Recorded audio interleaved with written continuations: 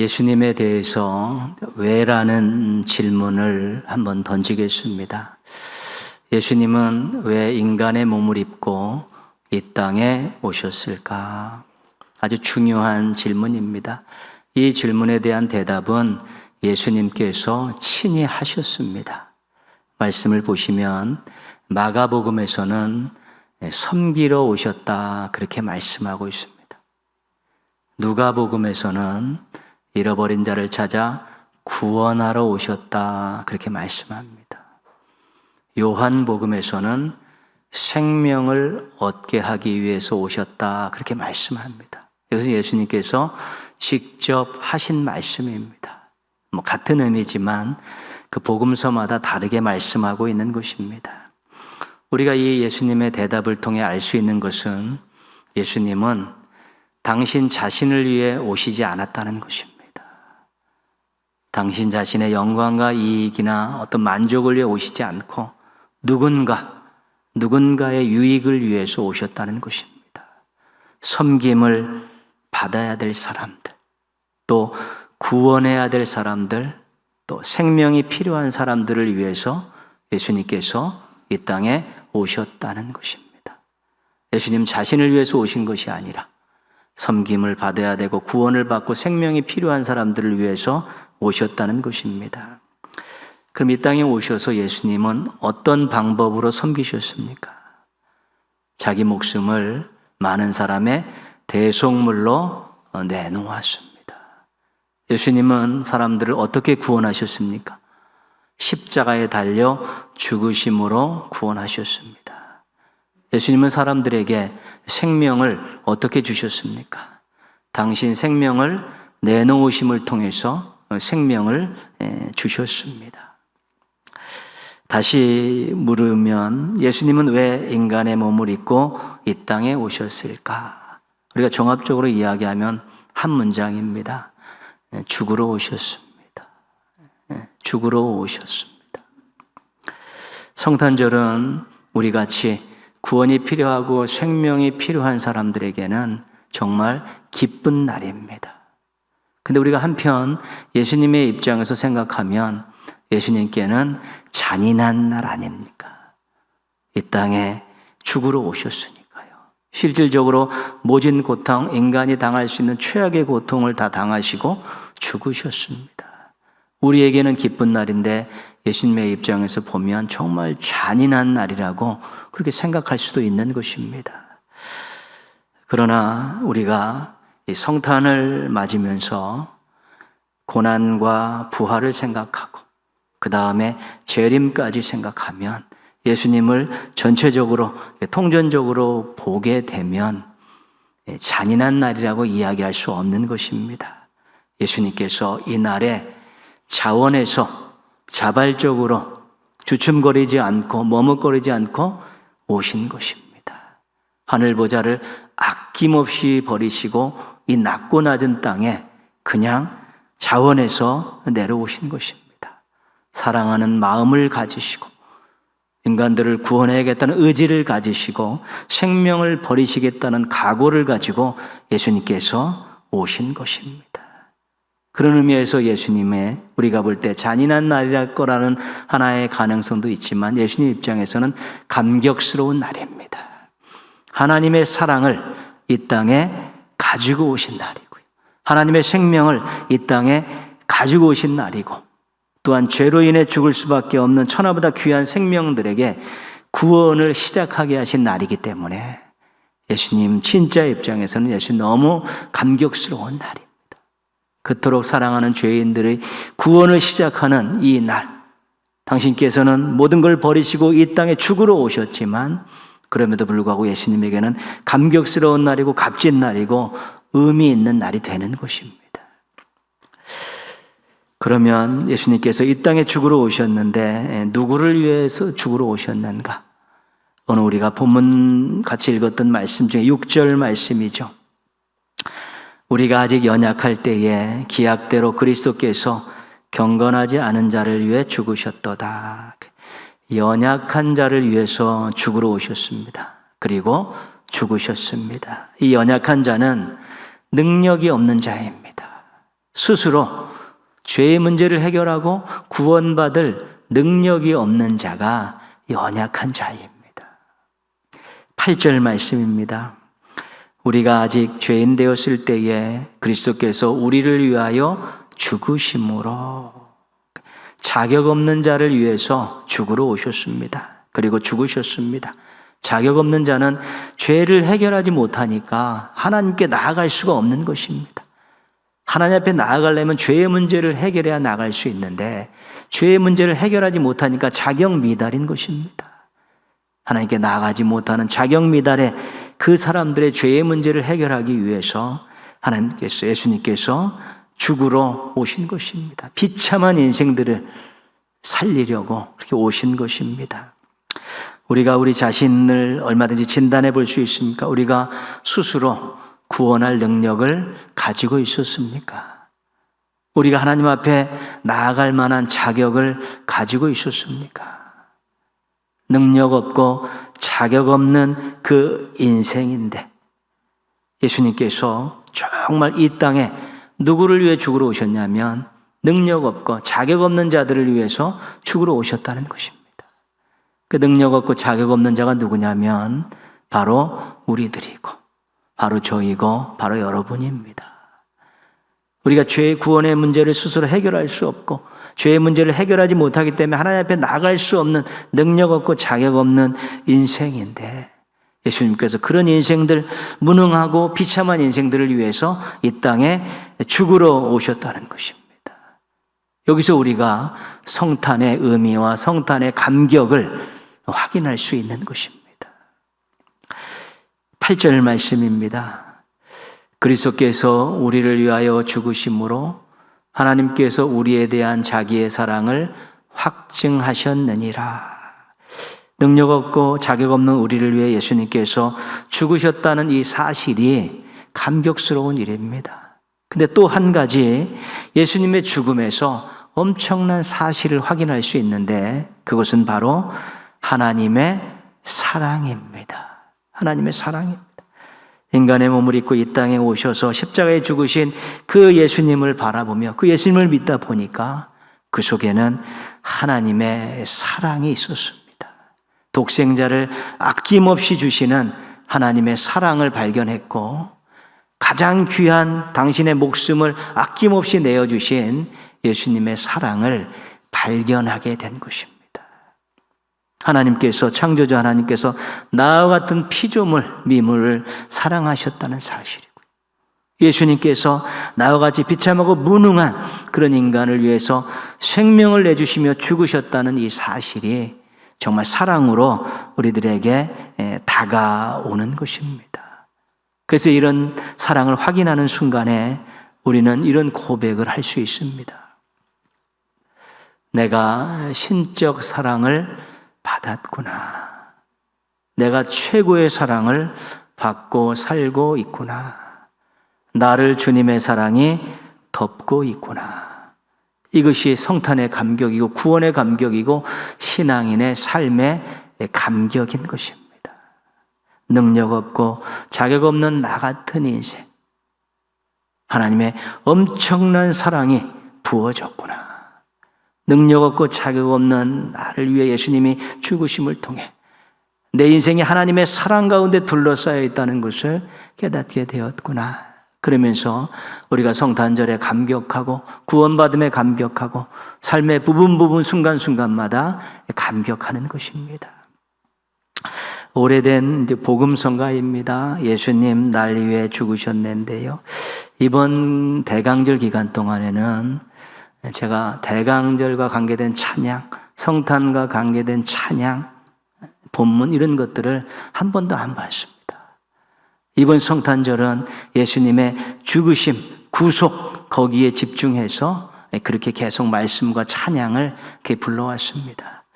오늘 예수님 날 위해 죽으셨네는 오래된 찬양이지만 우리가 사순절 기간 때 고난주간에 부르는 그런 복음성가지만 우리가 다시 예수님의 이 탄생에 바라보면서 예수님의 죽으심과 연결되어서 한번 같이 한번 또 들어보도록 하겠습니다.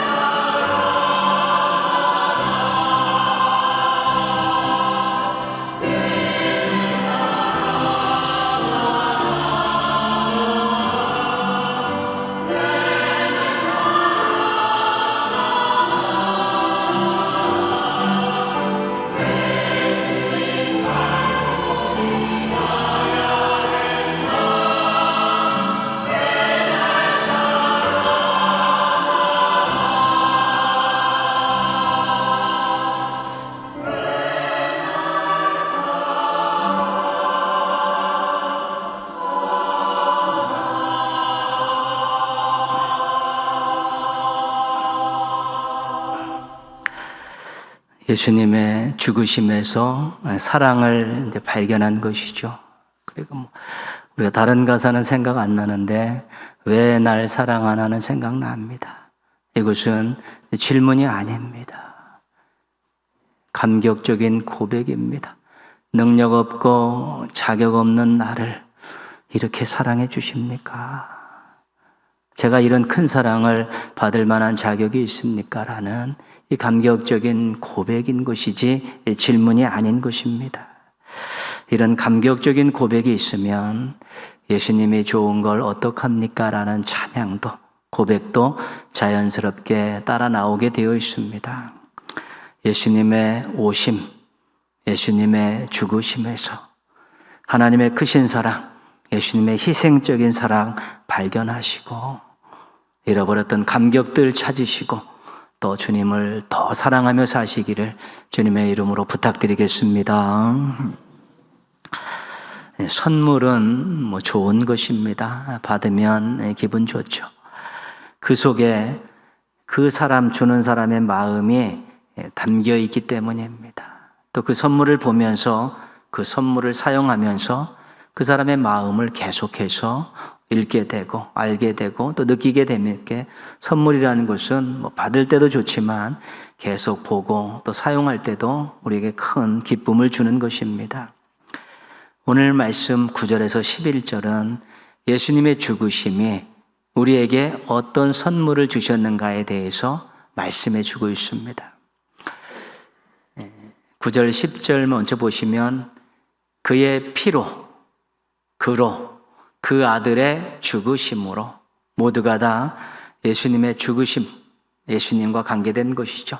그것으로 말미암아 어떤 선물을 주셨냐면 의롭다 하심, 구원, 하나님과 화목, 이 세 가지 선물을 주신 것입니다. 예수님이 죽으심으로 우리가 의인이라는 칭호를 받게 됐고, 예수님의 죽으심으로 우리가 구원을 선물 받게 됐고, 예수님의 죽으심으로 우리가 하나님과 화목하게 됐다는 것입니다. 그래서 예수님의 죽으심 때문에 우리가 하나님 앞에 언제든지 나아갈 자격을 선물 받은 것입니다. 예수님의 이름을 가지고 하나님 앞에 언제든지 은혜의 보좌 앞에 나갈 수 있는 엄청난 선물을 받은 것이고요. 죄의 문제를 해결하고 이제는 죄인이라는 오명을 받고 의로운 자라 의인이라는 그런 새로운 신분을 선물 받은 것입니다. 죄와 사망의 올무에서 벗어나 이제는 구원을 선물 받은 것이죠.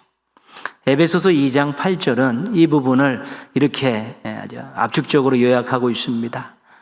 너희는 그 은혜에 의하여 믿음으로 말미암아 구원을 받았으니 이것이 너희에게서 난 것이 아니요 하나님의 선물이다. 구원이 너희에게서 난 것이 아니다. 이거 하나님 주신 선물이다라고 분명하게 못 받고 있는 것입니다. 그래서 예수님의 죽으심으로 우리는 선물 받은 인생이 되었습니다. 이 선물은 돈이 많다고 해서 살 수 없는 선물입니다. 이 선물은 힘이 아무리 세다 해도 어디서 뺏을 수 없는 그런 선물입니다. 그 누구도 줄 수 없는 하나님만이 주실 수 있는 선물입니다. 이 선물의 가치가 어느 정도 될까요? 이 선물의 가치. 이 선물의 가치는 예수님의 목숨값입니다. 예수님의 피값입니다. 이 세상 화폐로 표현할 수 없습니다. 그 정도의 가치 있는 선물입니다. 지구상 최고의 선물이고 최상의 선물입니다. 그런 값진 선물을 받았습니다. 누가요? 저와 여러분이 받은 것입니다. 이 선물에 대한 감격이 있습니까? 이 선물을 자랑하십니까? 이 선물을 생각할 때마다 주님을 더 사랑해야지, 주님 뜻대로 살아야겠다라는 그런 마음들이 생겨나십니까? 11절 말씀입니다. 연계되는 말씀인데요. 그뿐 아니라 이제 우리로 화목하게 하신 우리 주 예수 그리스도로 말미암아 하나님 안에서 또한 즐거워하느니라. 그뿐 아니라 앞에서 말한 그 선물뿐 아니라 예수님의 죽으심으로 또 하나의 선물이 있다는 것이죠. 그게 뭐냐면 하나님 안에서 즐거워하는 것입니다. 하나님의 것을 우리가 이 땅을 살면서 다 누리는 것입니다. 예수님의 죽으심으로 얻은 하나님이 우리에게 주신 엄청난 은혜들이 지금도 계속되고 있고 우리 삶에서 지금도 얼마든지 누릴 수 있다는 것입니다. 하나님이 함께 하심을 누립니다. 임마누엘의 복입니다. 하나님이 주시는 평안을 누립니다. 여호와 샬롬입니다. 일마다 때마다 도와주신 하나님의 도우심을 누립니다. 에베네셀입니다. 앞에 어떤 일이 일어날지 모르지만 하나님께서 준비하신다는 기대와 소망을 가지며 누립니다. 여호와 이레입니다. 이런 것은 세상이 줄 수 없는 것입니다. 우리가 구원을 받고 의롭다 하심을 받고 생명을 얻고 또 이런 모든 것들을 다 받았는데 이것이 과거 몇 년 전에 내가 예수님을 믿기로 작정한 그때 한 번 받고 끝난다고 생각하면 안 되는 것입니다. 그때 받은 것이 그 자격 때문에 그 선물 때문에 그 사랑 때문에 우리가 매일 하나님이 주신 것들을 누리면서 예수님을 통해서 예수님의 죽으심이 나에게 이런 선물이 왔다라고 하나님을 아버지라 부를 수 있게 되었고 하나님이 오늘도 나의 삶에 역사하시고 함께 하신다는 이런 사실들을 매일 우리가 누리면서 즐거워하면서 예수님을 오래전에 만났지만 지금도 그 감격이 살아있고 그 혜택을 받고 있고 그것이 주님 나라 갈 때까지 계속된다라는 확신을 가지고 사는 것입니다. 예수님 만난 거 오래됐고 세례받은 지 그것은 그때 끝난 사건이 아니라 오늘까지 계속되고 앞으로도 지속되는 사건이고 우리가 그 사랑과 그 선물을 붙들고 오늘 하나님의 것을 누리면서 하나님 안에서 즐겁게 살아가는 것이 신앙인의 특권인 것입니다. 내가 옛날에는 이거는 통하지 않는 것입니다. 내가 과거에는 통하지 않는 것입니다. 이 구원과 관계된 하나님의 선물과 사랑과 관계된 것들은 옛날의 것들이 오늘날 더 오면서 더 커지고 더 아름다워지고 새롭게 경험되어지고 삶이 바뀌고 환경이 바뀌고 내가 바뀌어도 그것은 계속해서 우리 속에서 역사하고 경험되어질 수 있는 것이기 때문에 절대적으로 감격이 사라지면 안 되는 것입니다. 하나님께서 여러분의 기도에 응답해 주신다고 믿으십니까? 하나님께서 어려울 때 여러분들을 도와주신다고 믿으십니까? 하나님 나라가 있다고 믿으십니까? 실은 이 세 가지 믿음은 우리가 하나님의 크신 사랑과 선물을 받아서 얻은 믿음들입니다. 근데 우리가 이런 엄청난 것들을 다 믿고 사는데 삶 속에서는 왜 이렇게 근심, 걱정, 미움, 시기, 두려움들에게 쫓겨 사는지 모르겠고요. 이해하고 용서하고 섬김과 나누고 배려와 협력을 실천하지 못하는 그런 좁은 마음 가지고 또 답답한 마음 가지고 편협한 마음 가지고 그렇게 내일 노심초사하며 사는지 모른다는 것입니다. 정말 우리들에게 주신 이 엄청난 선물을 받은 사람이 그 선물을 받지 않은 것처럼 그 선물이 없는 것처럼 이 선물이 가치 없는 것처럼 생각하며 살기 때문에 우리가 늘 마음에 근심, 걱정, 두려움이 있고 작은 일도 좀 품지 못하고 그렇게 아웅다웅 살아가는 것입니다. 성경에서는 그리스도인들을 아무것도 가진 것 같지 않은 자 같으나 모든 것을 가진 자라고 그렇게 말씀하고 있는데 우리는 모든 것을 가진 자가 아무것도 가지지 않은 자처럼 그렇게 살고 있다는 것입니다.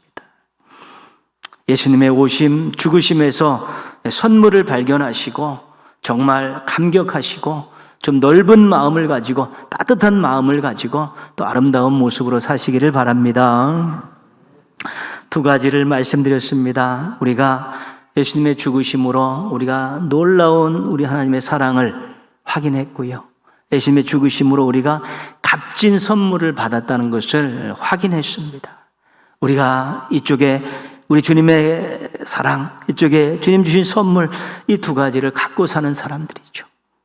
이 선물의 가치와 이 사랑의 능력을 아는 사람은 우리가 예수님이 좋은 걸 어떻게 합니까? 이 찬양을 기쁘게 부를 수 있습니다.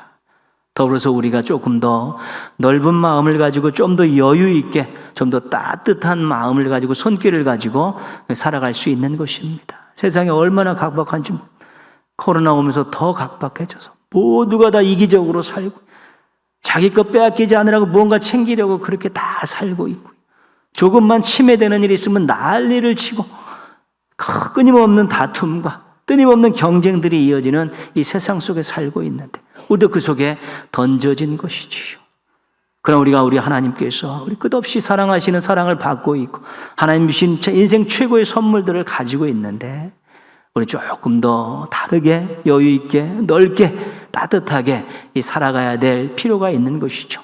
우리의 삶의 모습을 보면서도 우리 하나님의 살아계심과 우리 예수 그리스도의 또 그 사랑을 얼마든지 보여줄 수 있어야 되는 것입니다.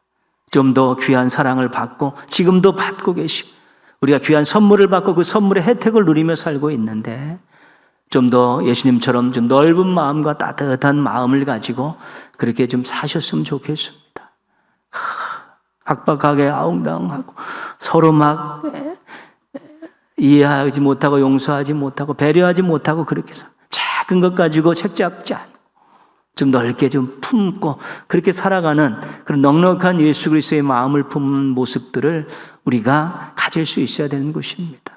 사랑을 계속 받고 있고 선물을 혜택을 누리고 있기 때문에 그런 것입니다. 바다가 바다인 이유라는 그 글 짧은 글인데요. 조금 몇 구절만 한번 같이 또 한번 보도록 하겠습니다. 제가 읽겠습니다. 바다를 흔히 지구의 정화조라고 합니다. 바닷속 소금은 풍부한 미네랄을 품고 있고 오염물질을 흡입하여 정화하는 기능이 있기 때문입니다.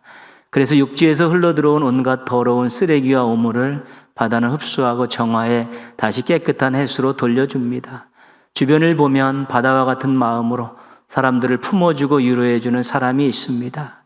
그들도 마음속에 바다가 있었을 것입니다. 수없이 부서지고 찢겨내는 과정을 거치면서 결국에는 바다 같은 포용심을 가졌을 것입니다. 여러분의 마음속에는 어느 깊이에 바다가 있습니까? 누구나 다 마음이 있는데 좀 깊은 넓은 그런 마음들 갖고 조금 좀 안 좋은 것들을 품고 그렇게 살기를 원하는 것이죠. 예수님의 마음을 닮아가자는 것입니다. 얼마나 많이 힘들어하는 사람들인지 모릅니다. 우리도 힘들고 다 세상도 힘들고 그렇습니다. 또 어렵고 문제도 많고 그렇습니다.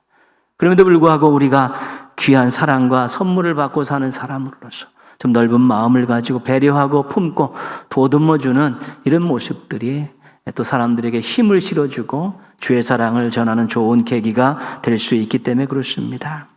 우리가 이 성탄 절기를 보내면서 우리가 엄청난 사랑을 계속 받고 있구나. 우리가 이 세상에서 가장 가치 있는 선물을 받고 그 혜택을 누리며 살고 있구나. 다시 한번 기억하시고 고백하시면서 여러분 마음속에 따뜻함이 있고 여러분의 삶에 또 사람들에게 기쁨을 안겨주는 또 아름다운 삶의 모습들을 갖추셔서 이 성탄의 아름다운 소식을 예수님의 죽으심 때문에 크신 사랑과 선물을 받는 이 성탄의 아름다운 소식을 말로 삶으로 잘 전하는 우리 멋쟁이 신앙인들 되시기를 주님의 이름으로 축원합니다. 기도하겠습니다.